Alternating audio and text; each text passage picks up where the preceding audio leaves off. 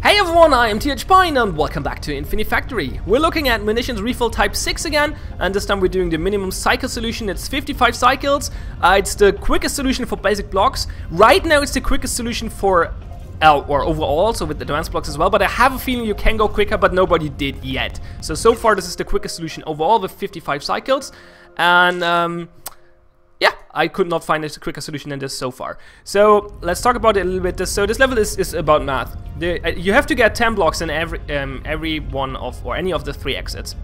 So as always, what we do is we get as many blocks out in one line, or a lot of blocks out in one line before we move them, because that gives us no delay between the blocks. Because as soon as they turn around or get moved somehow, we lose the cycle.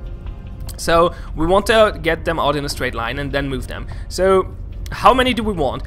We could try to get all 30 blocks we need in one line, but then we end up around here, I think. And this will take a long time to get those blocks in here, which will cost us a lot of time. So the second idea obviously is to do 2 waves. So we do 2 waves of blocks and get them in here. We lose 1 cycle through the, thanks to the second wave, or 2 if you use blockers. But we don't here, but we'll talk about that later. My initial try for this level was to go 15 blocks in the first wave, 15 blocks in the second wave, do 5, 5, 5 for every exit. That's not very clever though, because the main reason for that is that the second wave, for the second wave, it is important that you don't have more than 4 blocks per exit. Because what happens is, the block over here, so the block to the right has to, well, is the last block that gets out of the spawn you need. It's the last block you need that gets out of the spawn. You want it to go in a straight line over here and in the exit, and then finish the level. So you don't want it to be delayed. So you can get 3 more blocks here, here, and here to go in there in time. As soon as you add another block, like a 5th block, going from here or from the top or somewhere, the block will be delayed. The last block will be delayed by 1 cycle. So you don't want to have more than 4 blocks in the second wave for every exit. So what I did is I get 6 blocks in the first, and 6 blocks in the second, and 9 blocks in the third exit for the first wave, and then 4, 4, 1 for the second wave. Initially I had as I said, a 5, 5, 5, 5, 5, 5. Then I was going to a 5, 5, 10, 5 for the first wave, and 5, 5, 0 for the second wave. One of my Twitch viewers gave me that idea. It was quicker, but it's still slower because of the thing I explained. With the 4, you don't want to have more than 4 blocks for 1 exit in the second wave. So I reconfigured the stuff and got it to the 6, 6, 9. First I had a 6, 6, 10, 4, 4, 0, but then that will be a little slower as well, because actually the 10th block for the last exit will take a little longer. So that's not a good idea. So I changed it to 6, 6, 9, 4, 4, 1. And yeah, so the first 4 blocks will go here in the first exit. The second 4 blocks, those 4, will go in the second exit. Then the next one, the 9th block, will go down here, and you cannot see it here, oops, over here to the third exit. Then the next 2 will go over in the first one again. That's the 5th and the 6th one, and those 2 will go in the second exit. That's the 5th and the 6th one for the second exit as well. So in the last 8 over here will go in here. I just reconfigured this a little bit to save some footprint.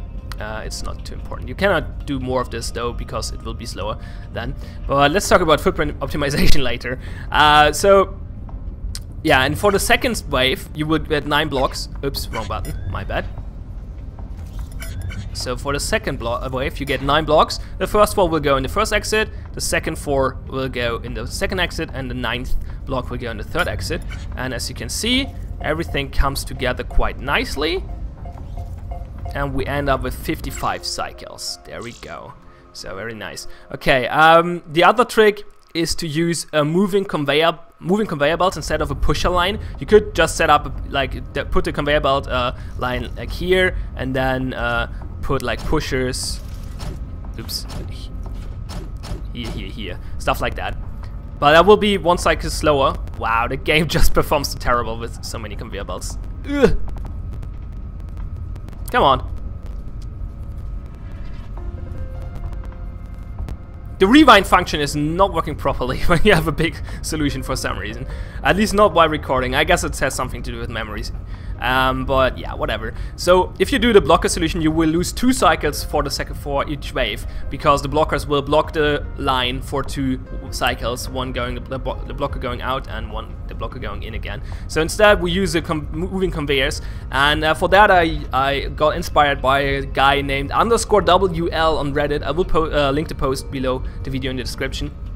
Because the problem is, to get moving conveyor belts, you have to place them in the air, which is kind of tricky here, because you cannot connect them, you cannot put them here, because then they will be connected to the spawner thingy. So you can put those in here just fine, and then the trick is to put this line extra just in the middle of it, so it will be moved a lot with the rest of the blocks as well. So in the pusher is down here on this thing, and so yeah, this fits in there, and then you can see the pusher pushes that, everything gets on the conveyor belts to move forward, the pusher pulls back, and everything is nice and dandy.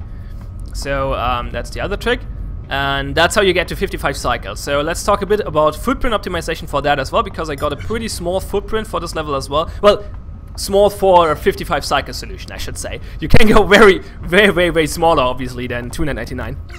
But for 55 cycles, it's a pretty good solution. Basically, you can save 2 rows here by just let them move over there. You can save this one slot because you don't need it as well. It will not save this one, but it will save this one, because the pusher, we will use this line as well because of the pusher pushing everything. But if we don't put a conveyor belt here, we will save 1 tile here. Then we save these 2 rows. Because we just moved them over there. You cannot save more, because then the blocks will come here too late, because obviously every time we save a row like this, we lose 1 cycle for the last block here. And yeah, it's timed in a way that it works out this way. If you remove 1 more line, you will take more cycles. Then you want to have this conveyor belt below this thingy, so you save a little more footprint instead of putting it over here. What else? Yeah, make this over here instead, like over here, for example, because it saves some footprint. So basically this space is not used, this space is not used, and then the pusher, you could make it on the side, but that costs footprint, so put it below, and you have to, yeah, extend the conveyor belt here for that a little bit, but that's okay. So you put the pusher below and put the conduit for the sensor on the inner side instead of the outer side, because that saves footprint again, because this tile is used anyway. So yeah, 299 footprint. You might be able to get 1 or 2 more footprint off somehow, but not well, for a 55 cycle solution. Obviously you can go down to 26, I think, without well, with way less cycle or way more cycles, but that's a different topic. So if you can find a solution that either is quicker than 55 cycles, or is 55 cycles but has less than 299 footprint, I would more than happy to see them. And as I said, I think it's possible with advanced blocks to go a bit quicker, but nobody did yet, so that would be interesting to see as well if you can do that.